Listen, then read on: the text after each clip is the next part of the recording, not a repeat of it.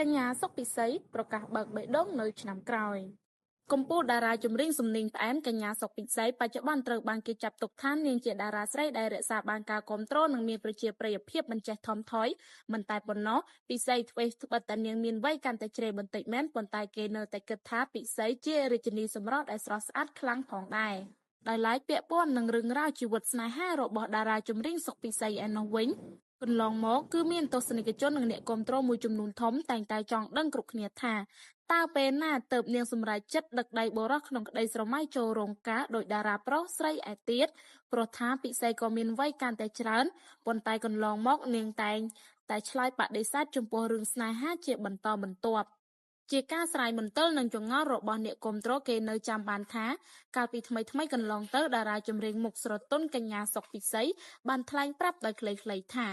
កុំភ័យរឿងគូស្រករដល់ពេលណាយកពេលនឹងទៅបើអត់ទេក៏អត់ទៅត្រូវខ្វល់ឬខំរលុយឲ្យបានច្រើនទុកពេលចាស់ទៅដើរលេងឲ្យណាណីតែម្ដងយ៉ាងណាមិញមុននេះសុកពិសីបានចេញមកបញ្ជាក់ជាថ្មីទៀតថាកញ្ញាបានប្រាប់លើឆាករួចហើយថាបើកបេះដូងឆ្នាំក្រោយហើយទ្រាំ single មួយឆ្នាំទៀតតើដើម្បីពិសីបានឬអត់កន្លងមកកញ្ញាធ្លាប់បានលើកឡើងដែរថាកុំគិតថាអ្នកអន់បើរកសង្សារមិនទាន់បានហើយក៏កុំគិតថាអ្នកដែលមានសង្សារសុទ្ធតែមានសេចក្តីសុខពិតគឺមានលុយចាយពេញដៃចង់ទៅណាក៏បាននិងមានសុខភាពល្អ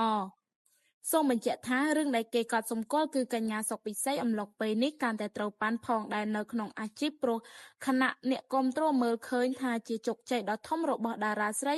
កញ្ញាសុកពិសីទាំងរូបសម្រស់អាជីពសិល្បៈនិងមុខជំនួញរបស់នាងនាពេលបច្ចុប្បន្ន